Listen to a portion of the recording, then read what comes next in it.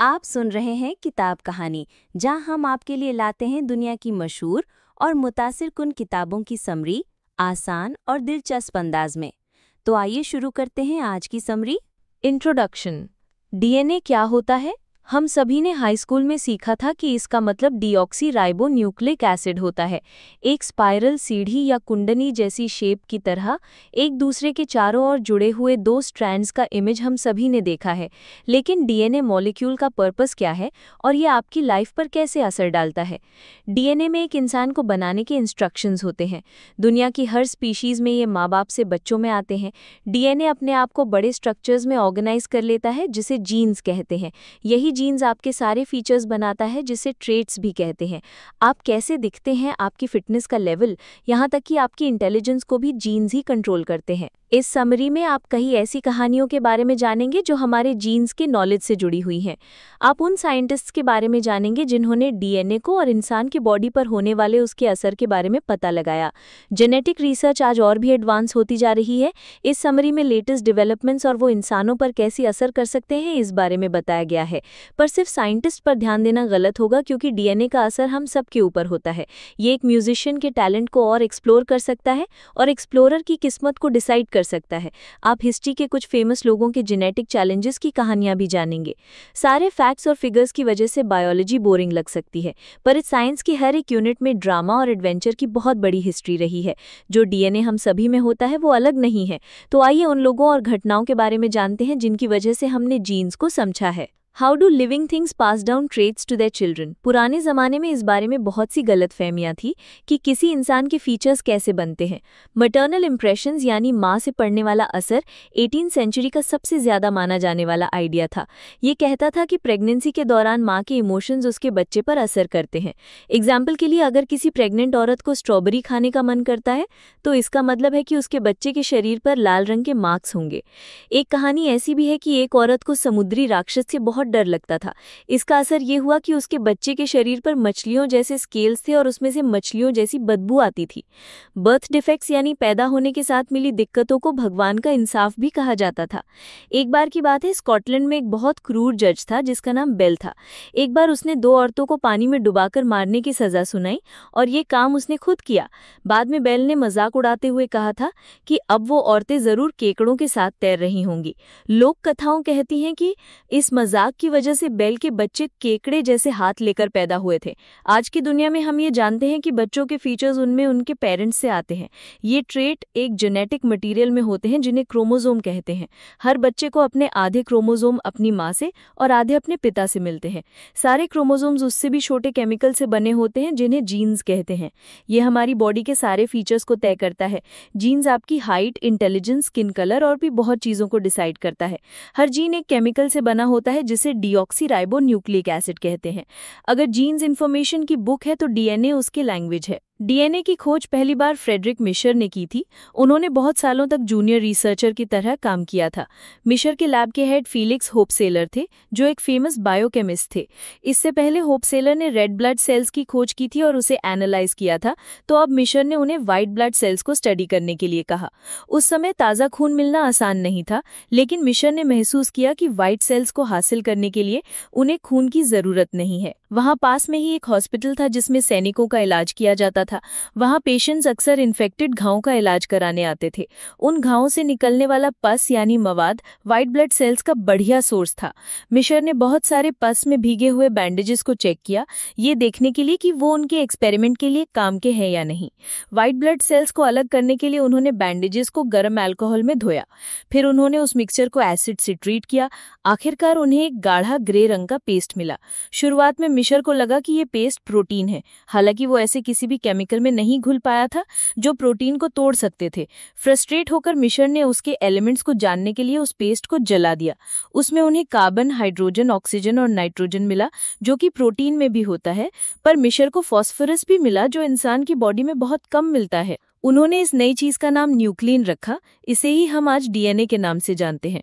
उस समय मिशर ने अंदाजा लगाया था कि डीएनए हर स्पीशीज के लिए जरूरी होते हैं। उन्होंने यह तक कह दिया था कि सेल्स सिर्फ डीएनए के कंटेनर होते हैं।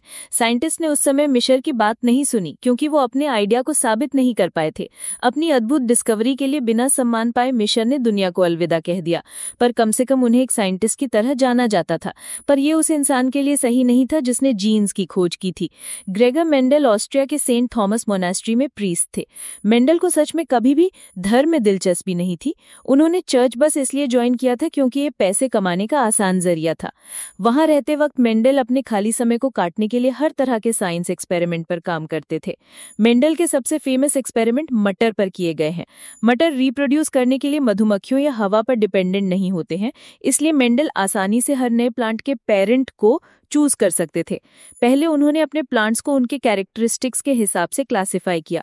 एग्जाम्पल के लिए उसमें लंबे और छोटे प्लांट्स थे, कुछ में पीले पॉड्स यानी फलियां थी, तो किसी में हरे। मेंडल ने पौधे लिए और उन्हें एक दूसरे से क्रॉस करना शुरू कर दिया। उन्होंने लंबे और छोटे मटर के फूल से मटर के पौधों को रिप्रोड्यूस करने की कोशिश की। मेंडल ने देखा कि कुछ ट्रेट्स दूसरे ट्रेट्स पर हावी हो रहे थे। जब वो पीले मटर को हरे मटर के साथ क्रॉस कर रहे थे, तब भी सेकेंड जनरेशन के पौधे हरे ही होते थे। पर सेकेंड जनरेशन के मटर के पौधों में एक इंटरेस्टिंग पैटर्न दिखाई दिया। जब उन्हें रिप्रोड्यूस करवाया गया तो पहले जनरेशन वाले ट्रेट्स फिर से दिखने लगे। तो भले ही सारे पेरेंट्स हरे थे, 4 में से एक नए प्लांट पर पीले मटर आए थे। मेंडल की खोज से बायोलॉजी में रेवोल्यूशन आ गया, पर उनकी ऑडियंस ने कभी उनके रिसर्च के बारे में ठीक से सुना ही नहीं। 1868 में मेंडल को मोनेस्ट्री का हेड बना दिया गया और उसके बाद वो साइंस पर फोकस नहीं कर पाते थे। वो पॉलिटिक्स में शामिल हो गए और जब उनका चर्च टैक्स नहीं दे पाया तब उन्हें मुसीबत का सामना करना पड़ा। मेंडल की ऑस्ट्रियन अथॉरिटीज के साथ कई लीगल लड़ाइयां हुई। वो एक मुसीबत पैदा करने वाले प्रीस्ट के नाम से फेमस हो गए थे। जब मेंडल की 1884 में मौत हुई तो किसी ने उन्हें एक साइंटिस्ट के रूप में याद नहीं किया। मोनेस्ट्री में आए नए प्रीस्ट ने पहले ही दिन मेंडल के सारे पेपर जला दिए। जेनेटिक्स और मटर के प्लांट पर लिखे हुए बहुत सारे नोट्स उस आग में खाक हो गए। Why did geneticists try to kill natural selection?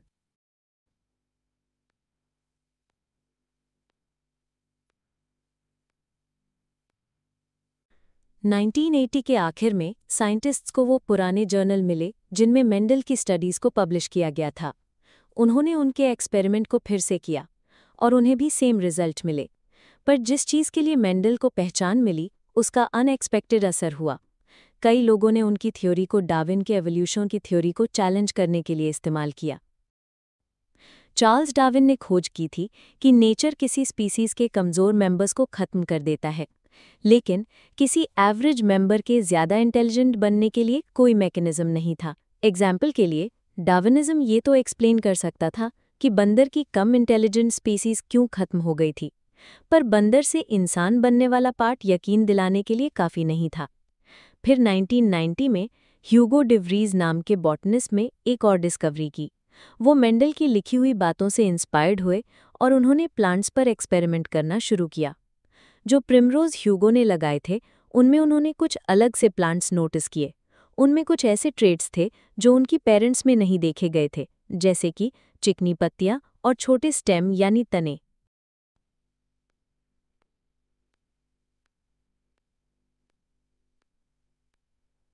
ह्यूगो ने इन प्लांट्स को स्पॉट्स नाम दिया।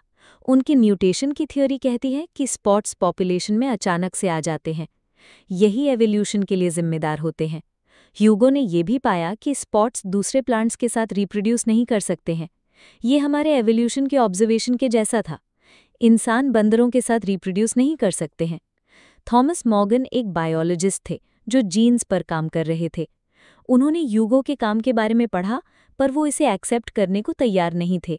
मॉर्गन ऐसे इंसान थे जो किसी चीज़ को मानने के लिए आंखों देखे सबूत पर यकीन करते थे। इसलिए उन्होंने म्यूटेशन थियरी पर एक्सपेरिमेंट करने का फैसला किया। मॉर्गन ने ऐसे स्पीसीज को चुना जो जल्दी ब्रीड करते हैं, इस तरीके से वो जल्दी ही एक स्पॉट को देख पाते। उन्होंने फ्रूट फ्लाइज को चुना। उन्हें सस्ते में खिलाया जा सकता था क्योंकि फ्रूट फ्लाइज सड़े हुए केले खाते हैं। मॉर्गन ने दूध के बॉटल से भरा हुआ एक पूरा लैब बना दिया। हर दूध के बॉटल में हजारों फ्रूट फ्लाइज थीं। स्पॉट की तलाश में हर दिन मॉर्गन उन फ्रूट फ्लाइज को देखते थे। सालों तक खोज करने के बाद वो हार मानने ही वाले थे कि एक दिन मॉर्गन को एक ऐसा फ्रूट फ्लाई दिखा जिसकी आंखें लाल रंग के बजाय सफ़ेद रंग की थी। मॉर्गन ने उस फ्रूट फ्लाई को निकाला और उन्हें लाल आंख वाले फ्रूट फ्लाइज के साथ क्रॉस करवाया। फिर उन्होंने एक दूसरे के साथ सेकेंड जनरेशन की ब्रीडिंग करवाई। मॉर्गन ने देखा कि सेकेंड जनरेशन के फ्रूट फ्लाइज में 4 में से 1 की आंखें सफ़ेद थीं। ये वही रिजल्ट था जो मेंडल को मटर के प्लांट्स के साथ मिला था। उस समय साइंटिस्ट्स ने क्रोमोसोम्स की भी खोज कर ली थी। उन्हें पता था कि एक बच्चे में क्रोमोसोम उसके माता पिता से आते हैं, पर उन्हें उनका पर्पस ठीक से पता नहीं था। मेंडल और मॉर्गन के एक्सपेरिमेंट ने ये बताया था कि बच्चों में ट्रेट्स क्रोमोसोम्स के जरिए जाते हैं, लेकिन फ्रूट फ्लाइज में सिर्फ 4 क्रोमोसोम थे। मॉर्गन को 4 से ज़्यादा म्यूटेशन वाले स्पोर्ट्स मिले, जिसका मतलब है कि एक क्रोमोसोम में 1 से ज़्यादा ट्रेट्स होते हैं। इसलिए अब मॉर्गन ने फ्रूट फ्लाइज में क्रोमोसोम्स को ऑब्जर्व करना शुरू किया। उन्होंने देखा कि 4% से भी कम बार ऐसा हुआ था कि पेरेंट्स के क्रोमोसोम्स ठीक से कंबाइन नहीं हुए थे। अलग कॉम्बिनेशन वाले फ्रूट फ्लाइज स्पॉट्स बन जाते थे। सही से क्रोमोसोम का कंबाइन ना होना जीन्स को डैमेज कर रहा था। इसका रिजल्ट ये हुआ कि नए ट्रेट्स के साथ नए जीन्स बनने लगे। मॉर्गन की डिस्कवरी डार्विन और मेंडल की थ्योरी को एक साथ ले आई। कभी कभी नए जीन्स बन जाते हैं, फिर वो जीन्स आगे के जेनरेशन में चले जाते हैं। कुछ नए जीन्स फायदेमंद होते हैं, उनसे स्ट्रेंथ, स्पीड या इंटेलिजेंस बढ़ जाती है। जिन ऑर्गेनिजम्स यानी जीवों में ये जीन्स होते हैं वो ज़्यादा रिप्रोड्यूस करते हैं, जिससे एवोल्यूशन होता है। What's our most ancient and important DNA? Europe से निकलकर अफ्रीका से आगे साउथ की तरफ जाने वाला समुद्र का रास्ता सी रूट बहुत फेमस है। इसे दुनिया भर के हिस्ट्री बुक्स में पढ़ाया जाता है। यूरोप के सेलर्स इसी रास्ते से ईस्ट की तरफ जाते थे और मसाले ट्रेड करते थे, लेकिन कई पुराने एक्सप्लोरर्स नॉर्थ की तरफ के रास्ते से भी जाते थे। विलियम बैरेंट्स 16th सेंचुरी के आखिर के समय के डच सेलर थे।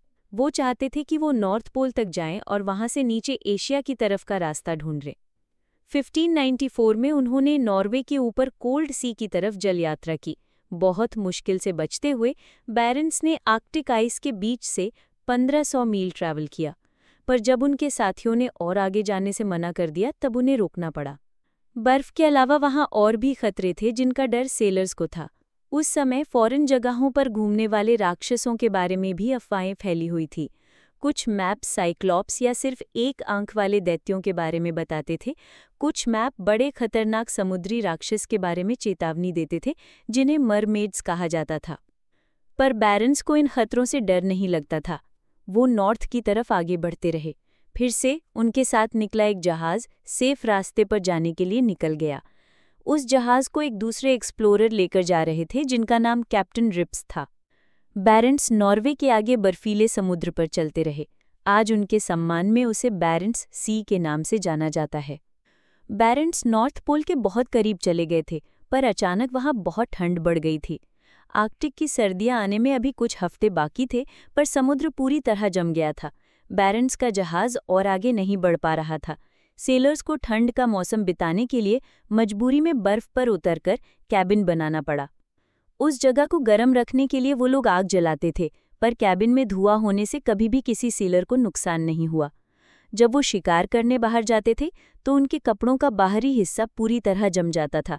वो लोग आग से अपने कपड़े सुखाने की कोशिश करते थे, पर ऐसा करने में कपड़े का एक हिस्सा जल जाता था, तब भी दूसरा हिस्सा जमा हुआ रहता था। लेकिन सेलर्स को पोलर बियर से ज्यादा डर किसी और चीज से नहीं था। उन लोगों के जमा किए हुए खाने को चुराने की कोशिश में वो हर रात कैबिन पर हमला कर देते थे। एक पोलर बियर के हमले में उसके खिलाफ लड़ना नामुमकिन जैसा था। एक सेलर ने लिखा था कि एक बार एक भालू को 6 गोलियां और गर्दन पर कुल्हाड़ी लगी, तब जाकर वो कुछ कमजोर पड़ा। एक रात बैरेंट्स के साथी एक पोलर बियर को देखकर चौंक गए, जो पीछे के दरवाजे से चुपचाप घुस रहा था। किस्मत से एक सेलर ने उसके मुंह पर गोली मार दी। वो वहां से भाग गया, पर इससे सेलर्स का गुस्सा शांत नहीं हुआ। वो उस भालू के पीछे गए और उसे जान से मार दिया। पोलर बियर मीट के अच्छे सोर्स होते हैं। सेलर्स को कई दिनों से ताज़ा खाना नहीं मिला था, तो वो भालू के हर हिस्से को पकाकर खाने लगे। उनके हिसाब से लिवर उसके सबसे अच्छे पीस में से एक था, इसीलिए उन्होंने पहले उसी हिस्से को खाया। उसके अगले ही दिन सारे सेलर्स बहुत बीमार हो गए। उनके शरीर से स्किन निकलने लगी और उन्हें बर्दाश्त के बाहर सरदर्द होने लगा। पोलर बियर के लिवर में ऐसा क्या था जिसकी वजह से वो इतने बीमार हो गए थे? पोलर बियर के लिवर में भरपूर मात्रा में विटामिन ए होता है। ये एक ज़रूरी विटामिन है क्योंकि ये हमारी बॉडी के 2 जीन्स को कंट्रोल करता है जिन्हें हॉक्स और एसएचई कहा जाता है। हॉक्स जीन्स ऊपर से नीचे तक ऑर्गन के अरेंजमेंट को कंट्रोल करते हैं। एसएचई जीन्स राइट से लेफ्ट की तरफ बॉडी को एक लाइन में रखते हैं। बहुत ज़्यादा विटामिन ए पेट में पल रहे बच्चे के एसएचई जीन्स में खराबी का कारण बनता है। ये उस बच्चे के पैरों को अलग होने से रोकता है। इस कंडीशन को साइरेनोमेलिया कहा जाता है। इसकी वजह से बच्चा कमर के नीचे पैर के बजाय अजीब से मछली जैसे ऑर्गन के साथ पैदा होता है। हो सकता है कि सेलर शायद इन्हें ही मरमेड्स कहते थे। ऐसी ही एक थ्योरी शायद साइक्लॉप्स के बारे में कही हुई बातों को एक्सप्लेन कर सकती है। कुछ बच्चे ऐसी नाक लेकर पैदा होते थे जो अलग नहीं हुई होती थी, जिसका नतीजा नाक में एक ही बड़ा छेद होता था। इससे भी ज़्यादा खतरनाक दिक्कतें होती थीं, जैसे कि ब्रेन का अच्छी तरह से 2 हिस्सों में डिवाइड ना हो पाना। इसीलिए ऐसा सोचना मुश्किल नहीं था कि कुछ लोग 2 के बजाय एक ही आंख के साथ पैदा हुए होंगे। बड़े लोगों में बहुत ज़्यादा विटामिन ए होने से पहले से बने हुए जीन्स अजीब तरह से बर्ताव करने लगते हैं। हमारी स्किन का बाहरी लेयर डेड सेल से बना होता है। ये बॉडी को धूप और धूल से बचाता है। विटामिन ए बॉडी को हर घंटे में कुछ सेल्स को मारने के लिए कहता है। बैरन्स के साथियों ने कुछ ज़्यादा ही विटामिन ए खा लिया था, इसीलिए उनकी बॉडी ने बहुत ज़्यादा स्किन सेल्स को मारना शुरू कर दिया था। तो फिर इतने ज़्यादा विटामिन ए के लेवल्स के साथ पोलर बियर कैसे जिंदा रह पाते हैं? उन्हें इसकी ज़रूरत उनके शरीर को गर्म रखने के लिए फैट जमा करने के लिए होती है। पोलर बियर का लिवर विटामिन ए के स्टोरेज टैंक की तरह काम करता है, जो इसे स्किन पर असर करने से रोकता है। शुक्र है कि बैरन्स और उनके साथी विटामिन ए की पॉइजनिंग से बच गए थे। वो लोग ठंड खत्म होने तक वहां रहे और जब बर्फ पिघल गई तब वहां से निकल गए। बदकिस्मती से वो एशिया तो नहीं पहुंच पाए, पर उसकी जगह वो नॉर्थ रशिया पहुंच गए। वहां उनकी मुलाकात उनके पुराने साथी कैप्टन जैन रिप्स से हुई। रिप्स उन सेलर्स को घर ले गए, पर बैरन्स नीदरलैंड्स पहुंचने से पहले ही मर गए। उसी दिन एक डच शिप जो साउथ के रास्ते से गया था वो घर वापस आया। वो ईस्ट से मसाले और सिल्क लेकर आया था। बैरन्स को जल्द ही एक एक्सप्लोरर की तरह भुला दिया गया। उन्हें बायोलॉजिस्ट ने सिर्फ विटामिन ए के पॉइजनिंग के केस के रूप में याद रखा। How deep in our DNA is artistic genius. पूरे एनिमल किंगडम में आर्टिस्टिक एफर्ट्स देखे जा सकते हैं। चिंपैंजी और बाकी के बंदर कभी कभी पेंटिंग करते वक्त खाना भी भूल जाते हैं। उनमें म्यूजिक का भी बहुत शौक होता है। बहुत सी चिड़ियों की प्रजातियां अपने साथी को अट्रैक्ट करने के लिए डांस करती हैं, पर कोई भी जानवर आर्ट से उतना प्यार नहीं करता है जितना इंसान करता है। हमने गहरे से गहरे दुख या तकलीफ के दौरान भी पेंटिंग, स्कल्पचर्स और म्यूजिक बनाए हैं। इंसान जब गुफाओं में रहता था तब भी आर्ट के मौजूद होने के सबूत मिले हैं। ऐसा लगता है जैसे ये हमारे डीएनए का हिस्सा है। जेनेटिक की वजह से होने वाले फ़ायदों का असर सबसे ज़्यादा म्यूज़िक में देखा जाता है। परफेक्ट पिच का मतलब होता है जब आप कुछ सुने तो आपको उसका नोट पता चल जाए। कुछ लोगों को नेचुरली अपने जीन्स के ज़रिए ही परफेक्ट पिच मिल जाती है।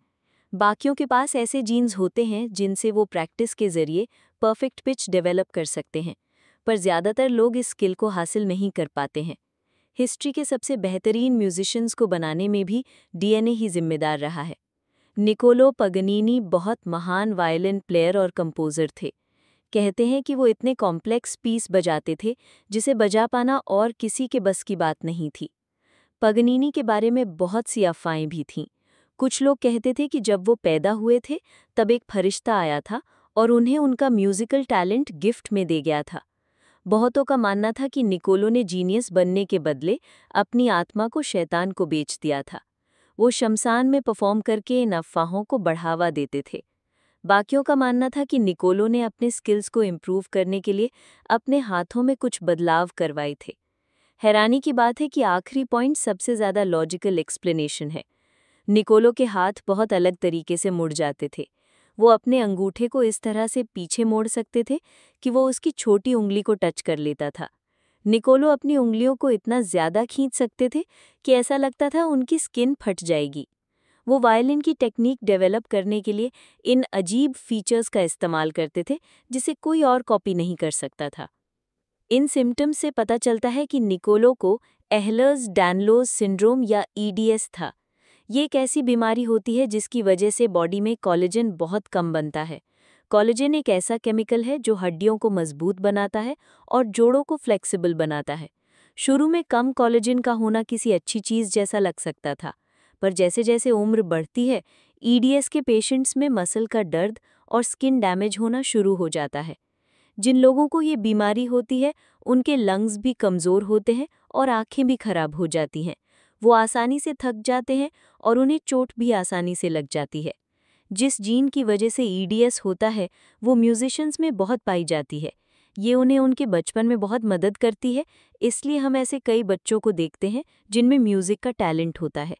पर जब आपको ईडीएस होता है, तब हमेशा परफॉर्म करना और प्रैक्टिस करना चैलेंजिंग हो जाता है। निकोलो के साथ भी यही दिक्कत थी।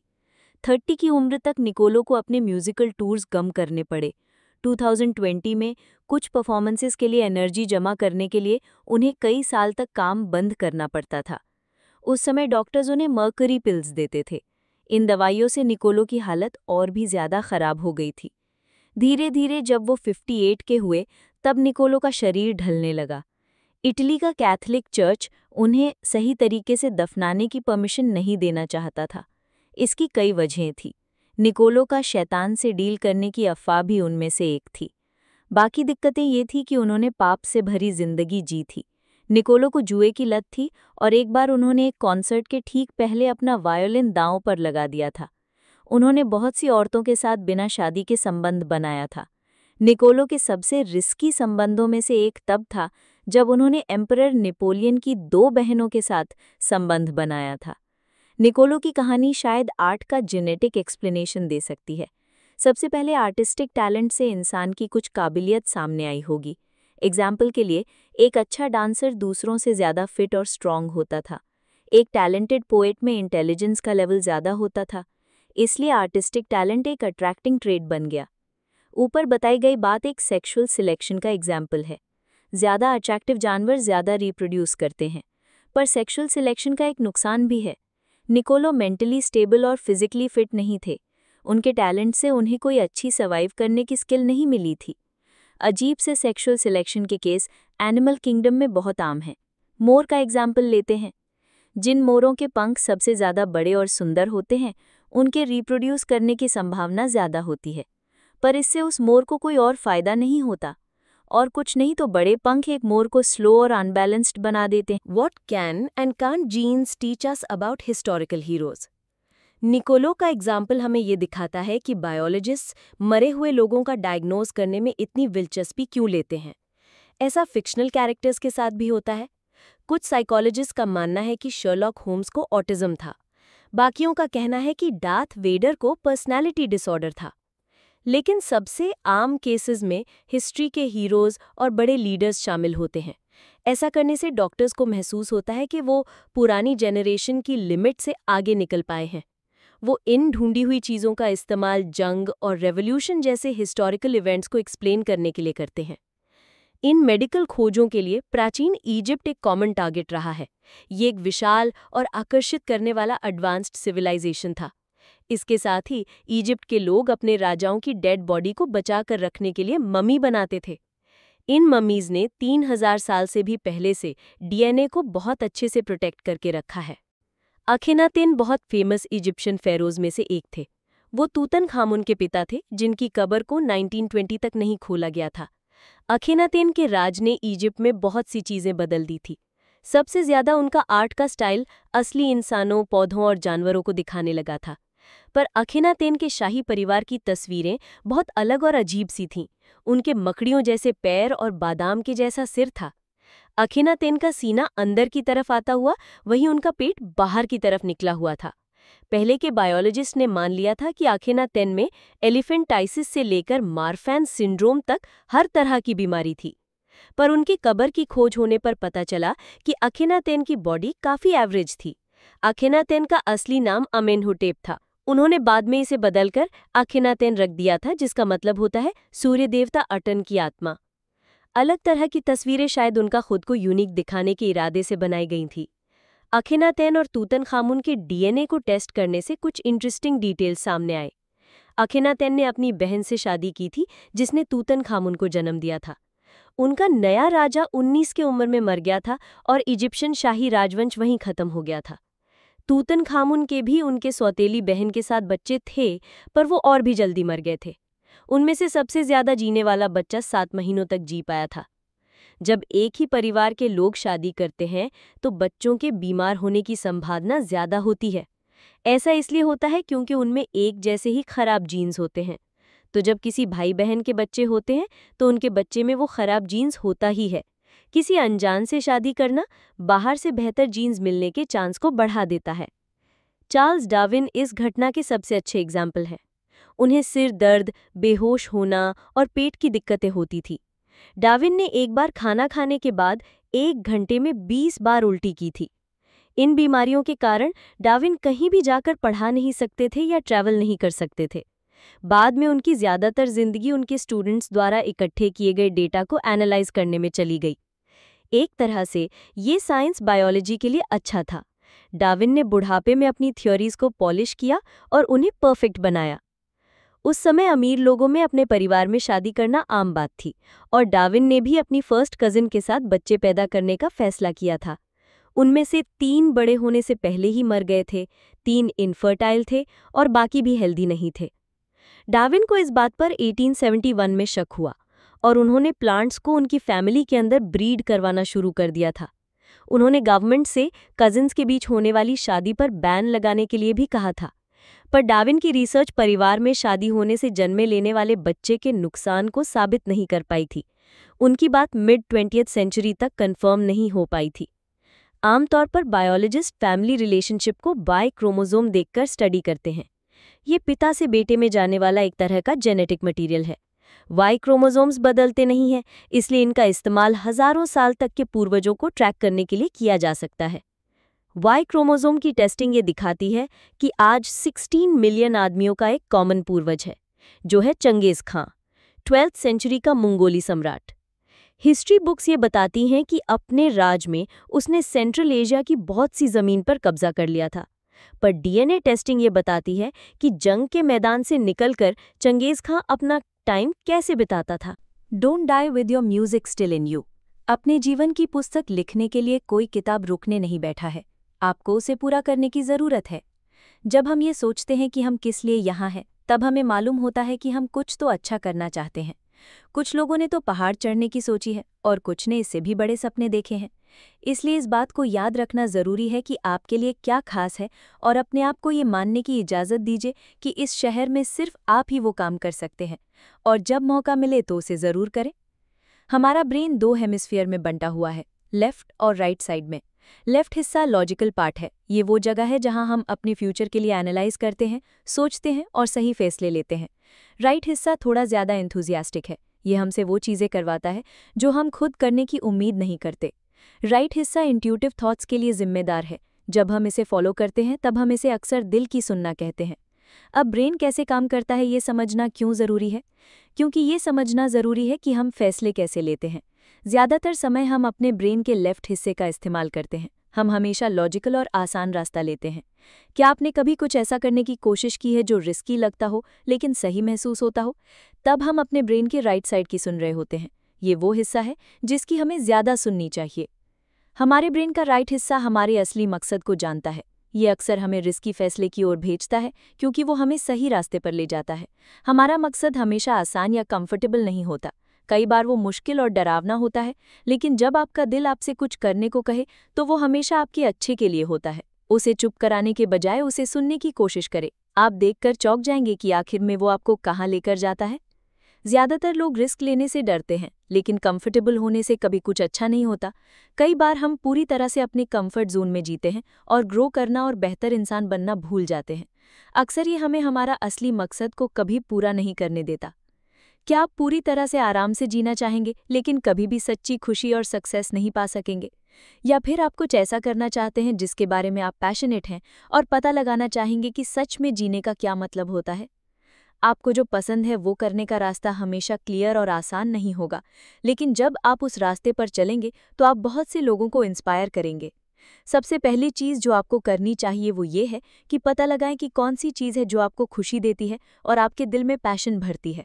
जब आप अपना पैशन पहचान लेंगे तो आप उसे दुनिया के साथ शेयर भी कर सकते हैं। ये पता ना होना कि आपको क्या चाहिए अपने सपने के पीछे न जाने का पहला कारण नहीं होता। इसका असली कारण है कि लोगों को अपने सपने के पीछे भागने से डर लगता है। फेलियर एक ऐसा कॉन्सेप्ट है जो हर नए आइडिया के साथ आता है। जब आप खुद को एक अनजान जगह पर पाते हैं तो आप फेल होने के डर से तुरंत रुक जाते हैं। फेलियर एक झूठ के अलावा और कुछ नहीं है। ये एक ऐसा धोखा और भ्रम है जिससे आपको बाहर आना होगा। इस दुनिया में सच में कोई फेलियर नहीं है, सिर्फ गलतियां हैं और उससे मिलने वाली सीख है। सीख एक ऐसी चीज़ है जिसे आपको कभी भी कम नहीं समझना चाहिए। अक्सर ये आपको फ्यूचर में ठीक वहाँ लेकर जाती है जहाँ आपको होना चाहिए। अगली बार जब आप रिस्क लेने से डरे तो उस फ्यूचर के बारे में सोचिएगा जहां आप होंगे। फेल होने से क्या होगा? सबसे बुरी चीज़ जो हो सकती है वो ये कि आपको एक सीख मिल जाएगी और ये उतना भी बुरा नहीं है जितना आप सोचते हैं। Embrace silence. इस भागती हुई दुनिया में शांति सिर्फ कुछ ही लोगों को नसीब होती है। आमतौर पर तो हमारे पास खुद के लिए समय ही नहीं होता है। हम हर रोज़ एक बिजी शेड्यूल में जीते हैं और पूरी कोशिश करते हैं कि हम हर चीज़ एक साथ कर पाएं। अब इस टॉक्सिक शेड्यूल से बाहर निकलने का और शांति खोजने का समय आ गया है। चुप्पी एक ऐसी चीज़ है जिसके बारे में हम में से ज़्यादातर लोग नहीं जानते। हम अपने दिन का ज़्यादातर समय अपना और दूसरे लोगों का शोर सुनते हुए बिताते हैं। हम अक्सर भूल जाते हैं कि चुप्पी कैसी महसूस होती है। कुछ लोगों को चुपचाप बैठना इसलिए पसंद नहीं है क्योंकि इससे उन्हें अकेलापन महसूस होता है, और कुछ लोग अकेले बैठकर चिड़ियों की आवाज़ सुनना पसंद करते हैं। इससे फर्क नहीं पड़ता कि इन दोनों में से आपको क्या पसंद है। हर किसी को उसकी जिंदगी में चुप्पी की ज़रूरत है, खासतौर पर तब जब आप शांति खोजने की राह पर हों। चुप्पी की अहमियत को अक्सर नज़रअंदाज कर दिया जाता है। लोग ज़्यादा से ज़्यादा प्रोडक्टिव और एफिशिएंट बनना चाहते हैं। ज़्यादातर लोगों को ये नहीं पता है कि चुपचाप समय बिताना भी एक तरह की प्रोडक्टिविटी है। अपने दिमाग के साथ अकेले रहना आपको अपनी ज़िंदगी के बारे में सोचने के लिए ज़्यादा क्लियर और खाली स्पेस देता है। लोगों को दिन में हज़ारों थॉट्स आते हैं। इसमें कोई आश्चर्य नहीं है कि हम अक्सर कंफ्यूज्ड, चिड़चिड़े या स्ट्रेस्ड रहते हैं। जब आप चुपचाप बैठते हैं तो आप उस टाइम को कम देते हैं जो आप अपने थॉट्स की वजह से बुरा महसूस करने में बिताते हैं। आप उन्हें ज़्यादा अच्छे से समझने लगते हैं। शांति पाने का पहला स्टेप है साइलेंस, यानी चुप्पी। आप चुपचाप बैठना सीखे बिना शांति भरी जिंदगी जीने की उम्मीद नहीं कर सकते। चुप्पी को अपनाने का मतलब ये नहीं है कि आप अपनी जिंदगी की सभी आवाज़ों या चहल पहल को बंद कर दें। आपको सिर्फ इसके बिना कुछ मिनट रहना सीखने की ज़रूरत है। मेडिटेशन करना चुप्पी और शांति खोजने का सबसे आसान तरीका है। जब आप अपने थॉट्स के साथ अकेले होते हैं तो आप उसे ज़्यादा अच्छे से ऑर्गेनाइज कर सकते हैं। आप इस हैबिट की शुरुआत हर दिन मेडिटेशन रूम में 5 मिनट गुजारकर कर सकते हैं। कुछ समय बाद आप धीरे धीरे इसका समय बढ़ा सकते हैं। यहाँ पर ज़रूरी ये है कि आप इसे लगातार करें। जब आप चुपचाप बैठने की आदत बना लेंगे तो आप इसे लगभग किसी भी जगह कर पाएंगे, फिर चाहे आप जहाँ भी हों। जब भी आप स्ट्रेस्ड महसूस करें तो एक ब्रेक लेकर कुछ समय अकेले बिता सकते हैं। भारीपन या मूड खराब महसूस होने पर कुछ समय निकालने की आदत बनाना आपको बेहतर फैसले लेने में मदद करेगा। इससे आप जल्दबाजी में या गलत फैसला लेने से बचेंगे। चुप्पी को अपनाना आपको आपके ऑप्शन के बारे में ज़्यादा क्लैरिटी से सोचने देता है। इस हैबिट को अपनाना सिर्फ आप पर असर नहीं डालता, यह आपके आसपास के लोगों पर भी असर डालता है। जब आप हर दिन चुपचाप बैठना सीख जाते हैं तो आप अपने नज़रिए और एटीट्यूड में बदलाव महसूस करने लगते हैं। आप अपने आसपास के लोगों के प्रति ज़्यादा काइंड बनने लगते हैं। आप पहले से ज़्यादा हल्का महसूस करने लगते हैं। इससे आपके आसपास के लोगों को भी शांति महसूस होने लगेगी। इसके अलावा आसानी से चिड़चिड़ाने के बजाय आप चीज़ों से ज़्यादा आराम से डील करना सीखेंगे। अगर आपको ये समरी पसंद आई हो तो वीडियो को लाइक करें, शेयर करें और चैनल को सब्सक्राइब करना ना भूलें, ताकि आपको हर नई वीडियो की बरवक्त इत्तला मिलती रहे। आप नीचे कमेंट्स में हमें ये भी बता सकते हैं कि अगली वीडियो में आप किस किताब की समरी सुनना चाहते हैं। इल्म बांटिए, सोच बदलिए। अगली वीडियो तक के लिए इजाज़त दीजिए।